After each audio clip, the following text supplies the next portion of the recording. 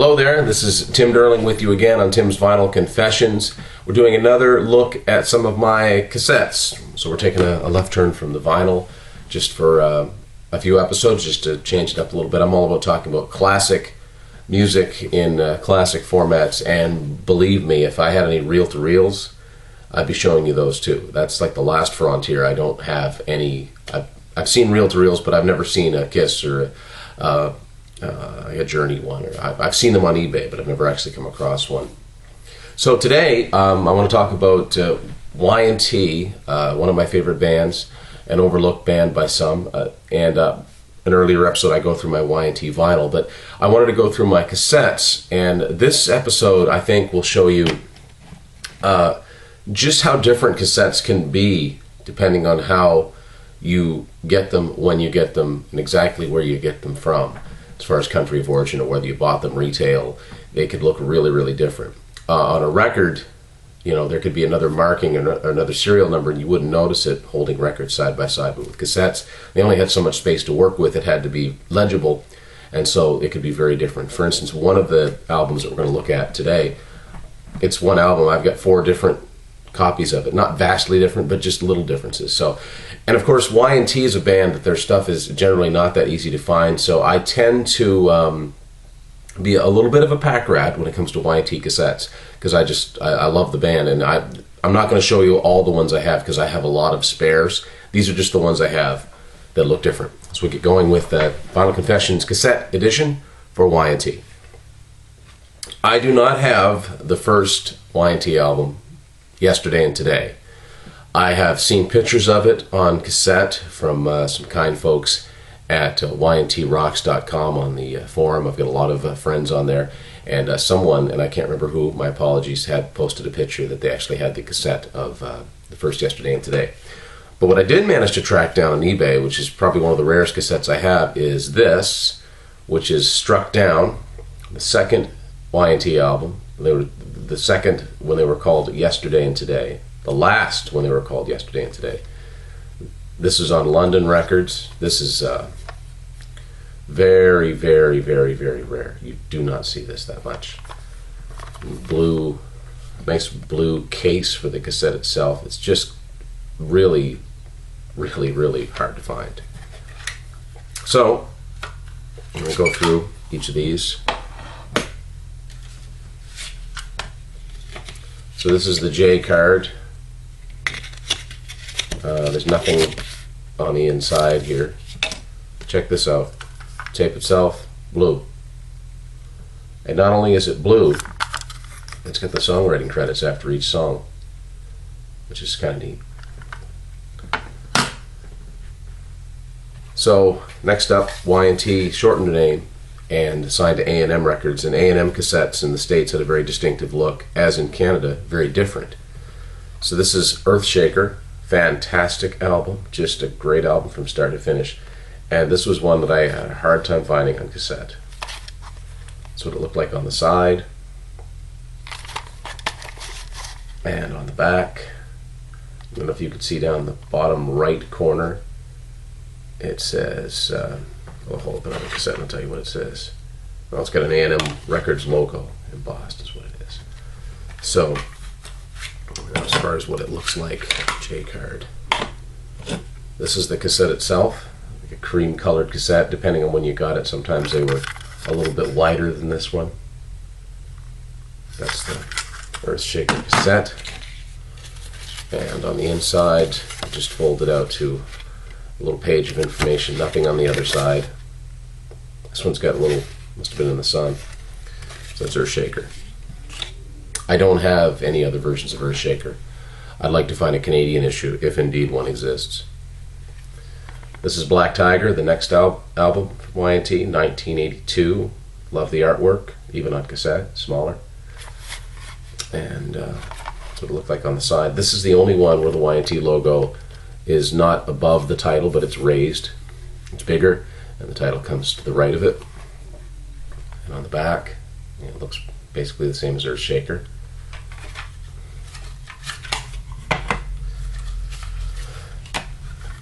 It's the cassette itself. all songs written by Y&T there. Sometimes they've managed to slide a little bit of songwriting info, most of the time not. This one in the J card, just a little bit of credits there, not a lot. And blank on the inside of it. And now, I was really surprised to find this. This is the Canadian version of Black Tiger. This is very, very rare. This is the only one I've ever seen. Have to come across it. You'll see here, there's no title listed. And A&M did this. I don't know why. I used to have Bryan Adams' Cuts Like a Knife on cassette, Canadian version, and it just said Bryan Adams, did not have the title written. So there's the song titles.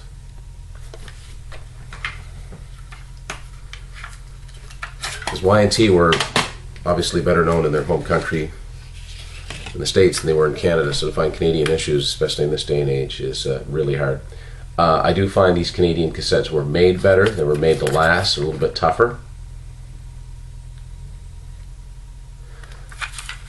Very, very different from the US copies.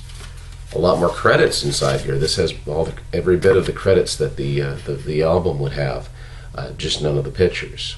So that's the J card for the Canadian version of Black Tiger. First Y&T cassette I ever had was this one, Mean Streak. This originally came out in 1983. I didn't get into it until 1990, but this was the first cassette I had. So it looks like on the side and on the back. So we're back to the US A&M cassettes.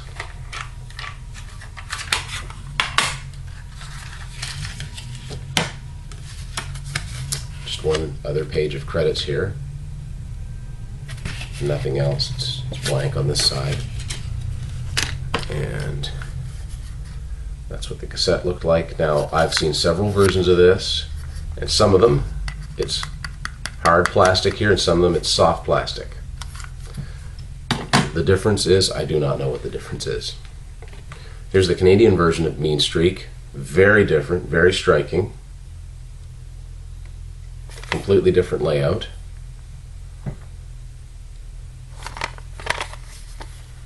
Song titles. A white cassette tape, which A&M did at the time, so we'll just kind of spotlight that. Again, very striking.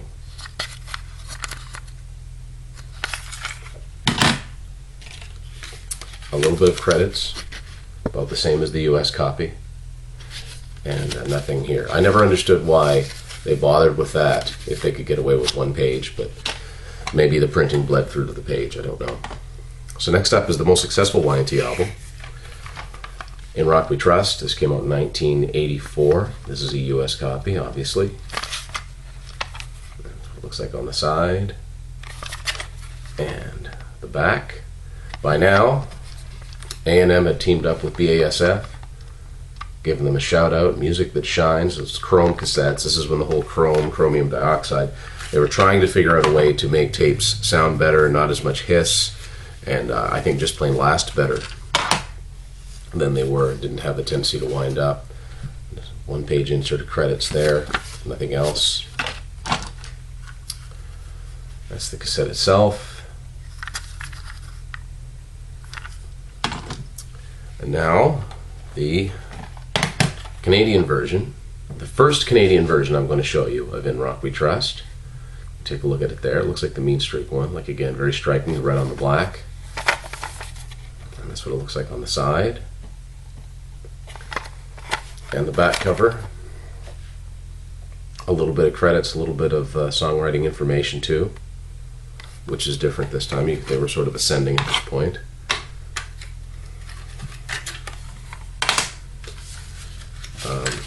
No other credits inside of the J card, and this is what the actual album looked like.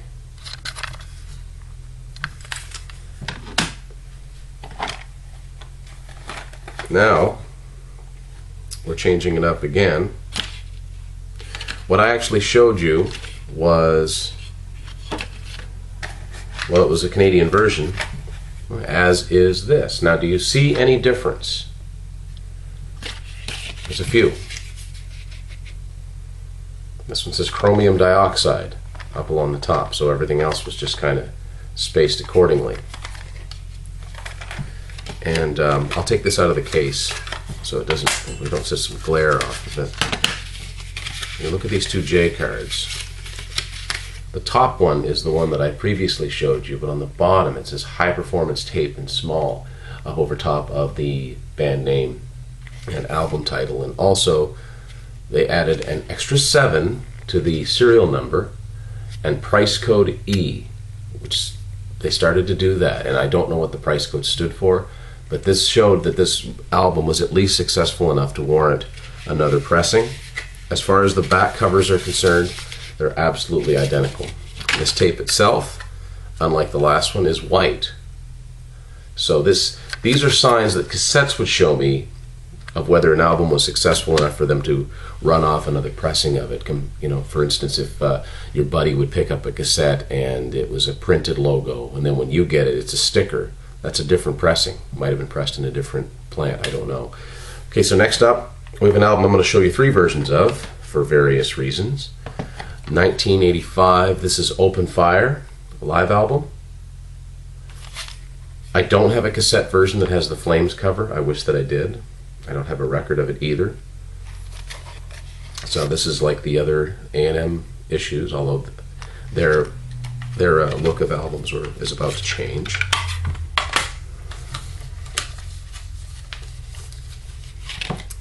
This is what the cassette to Open Fire looks like. And as far as the insert's concerned, some information, some credits, and on the other side, an order form, which this person, whoever owned this, didn't cut. And this order form is for their long-form home video, live at the San Francisco Civic, which is a concert film they put out.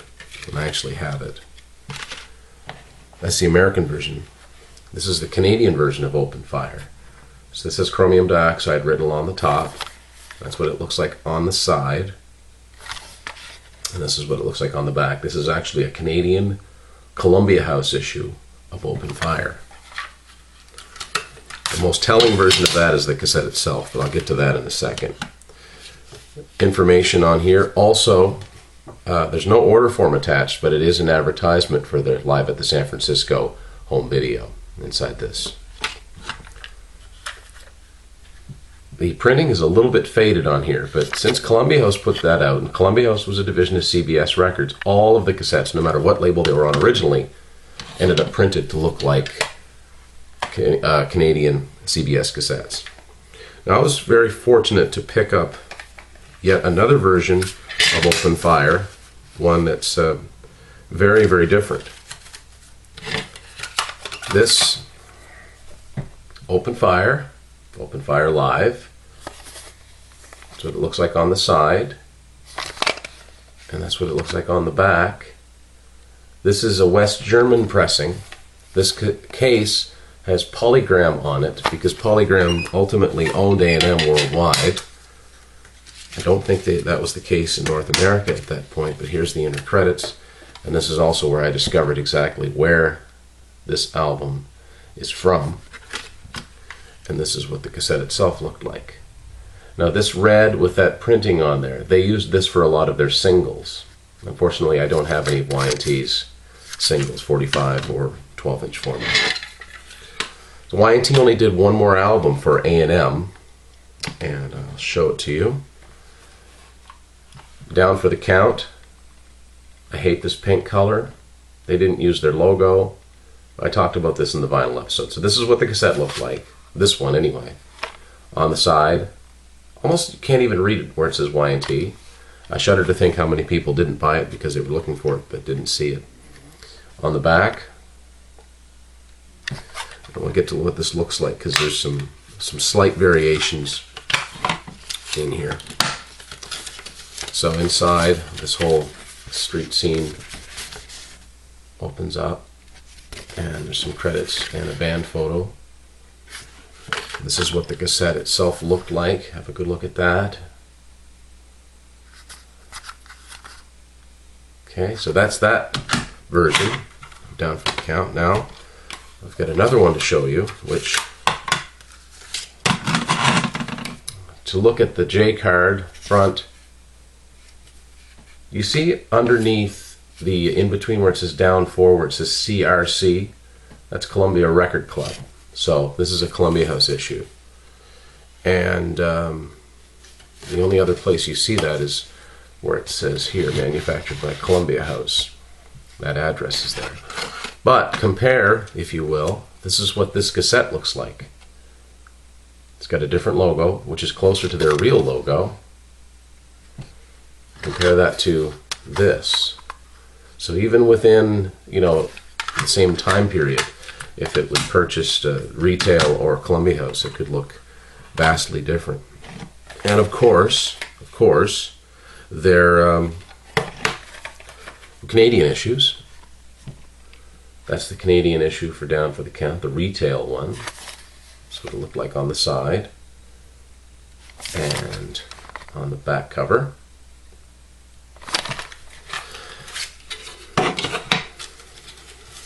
Nothing in it for credits. This is what this cassette looked like.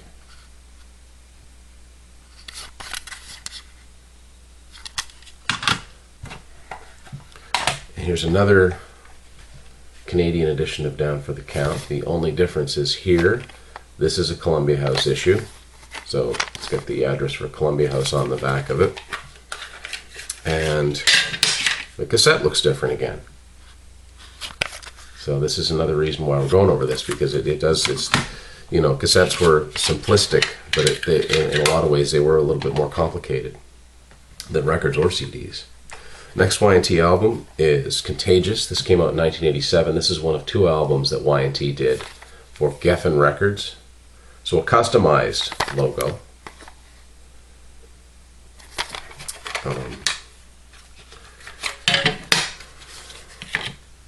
This is what the cassette looked like. I always really liked these. I always thought these really looked fancy, these cassettes, these American cassettes. But eventually the US and Canadian cassettes started looking the same.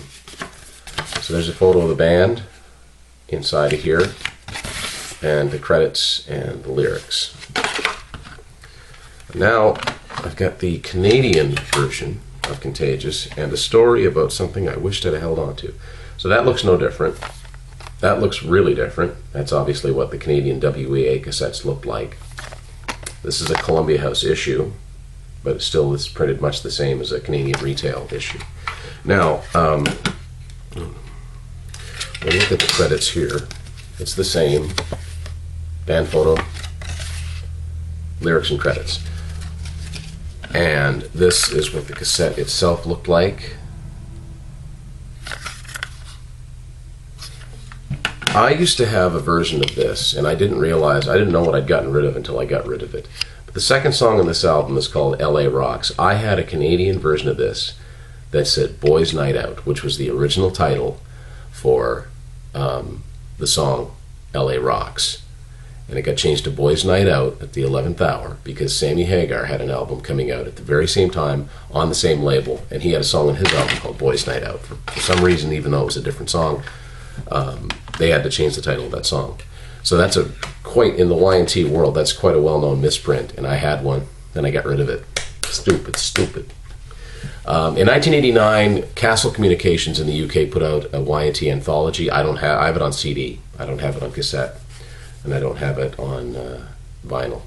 1990, my favorite album by Y&T, one of my all-time favorite albums by anyone, is 10. This looks different from the CD cover or the I guess the long box cover.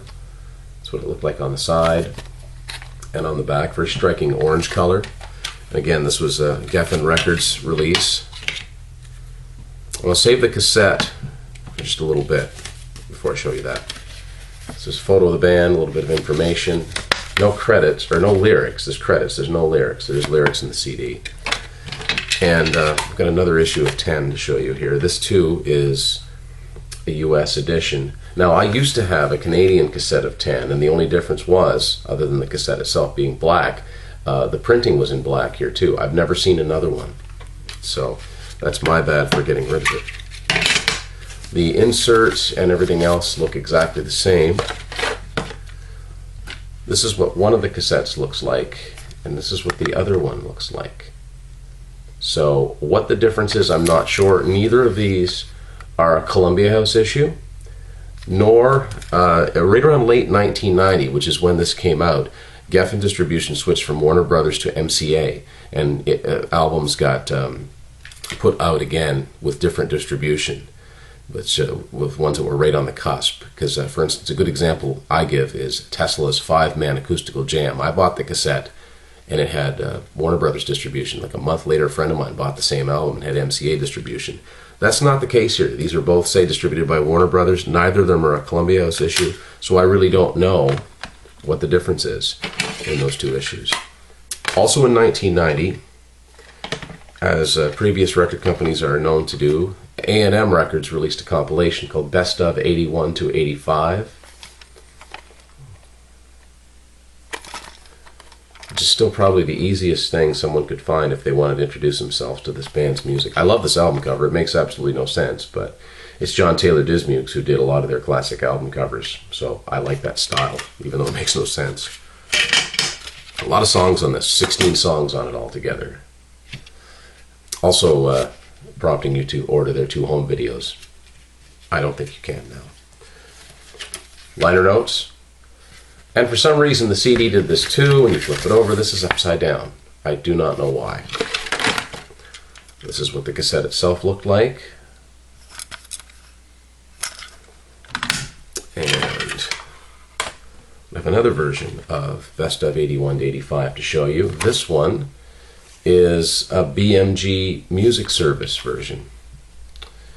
As you can see here, BMG Direct Marketing, I guess it's called on here.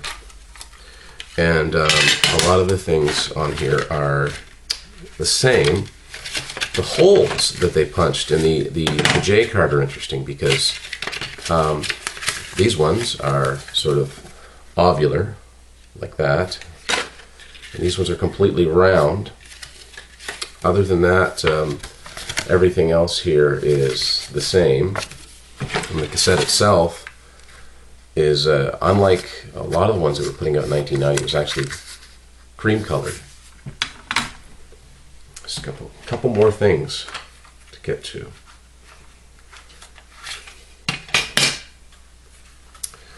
This is Yesterday and Today Live. This came out in 1991 on Metal Blade Records. This particular version on Metal Blade Records was distributed by Warner Brothers, and it had a Warner Brothers distribution, had a Warner Brothers serial number, fell in line.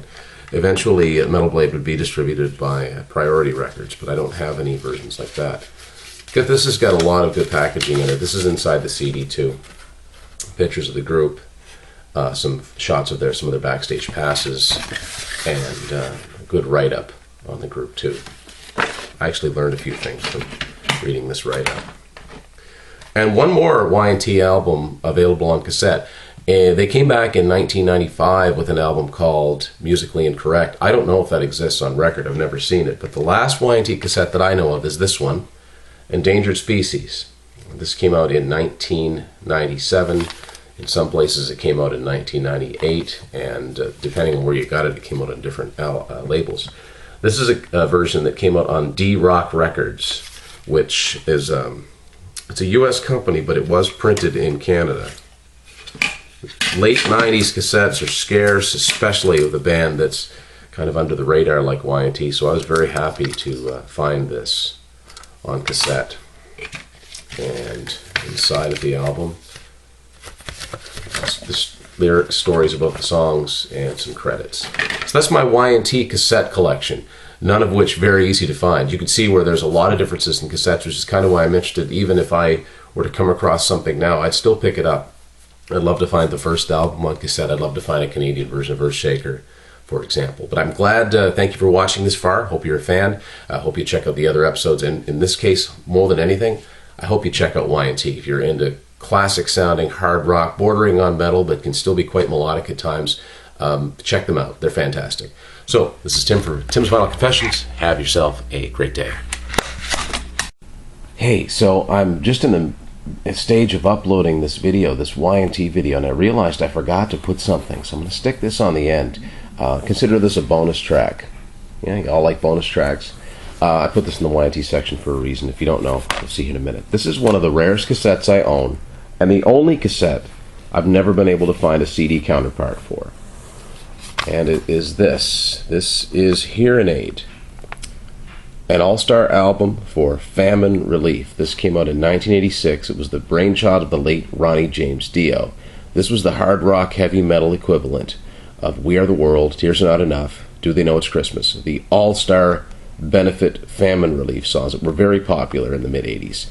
This is the hard rock heavy metal counterpart. There's a ton of people that guessed on this. You can see, go through the title here. There we go. You can see that pretty good. So, yeah, a lot of the heavy hitters in hard rock and metal at the time. And right there is the reason we're talking about it in this section. Dave Meniketti of Y&T. Now, this is, I like cassettes, but this is where I would far prefer to have a record. You can't really point out who's who in this picture the way you're looking at it now. I found this cassette tape in 1993 at Zeller's. If you're not Canadian, you probably don't know what Zeller's is. If you're younger than 30, you probably don't know what Zeller's is. But it was a store chain, and they had a bunch of cheap cassette tapes. And I was excited to find this because it says a lot of great songs on it. The song Stars is the all-star song, but the rest of it is made up of various songs by, in some cases, some of the people that appear on this, the all-star song, and in some cases not. But I was most excited to find it because of the song Go for the Throat by Y&T. Now, this song appears on their Open Fire album, but this is the studio version, which would eventually get reissued on the remastered In Rock We Trust CD, but at the time, this is the only time you could find it, only way you could find it. As you can see, it's got a lot of other great songs on here, too. It's got a live version of Distant Early Warning by Rush, live version of Heaven's on Fire by Kiss, but the Y&T, the fact that Dave Meniketti sang on the song Stars, and it's got Go for the Throat on here, made this a must-have. This came out on Mercury Records, so this is a Canadian edition. And on the inside here, some credits.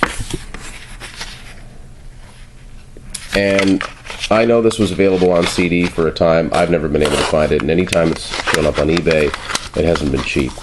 Wendy Dio has said it's going to be reissued. I've yet to see that. There's a lot of management and record companies I imagine will have to be sorted out. But this is Hearin' Aid. So it's worth checking out for the song Stars, but this album has a lot of nostalgic value, and it's a shame that it didn't, most importantly, it's a shame it didn't catch on the way that the other benefit songs did and raise more money for a good cause. Anyway, that's my bonus track at the end of the Y&T show. Thanks for watching.